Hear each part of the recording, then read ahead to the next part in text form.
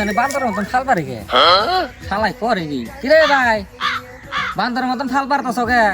মির্গি বেমার উঠছে নাকি শালা বুঝাস তো এগুলা রিলস বানাইতেছ রিলস রিলস ওটা আবার কি বস্তু ওটা খায় না মাথায় দেয়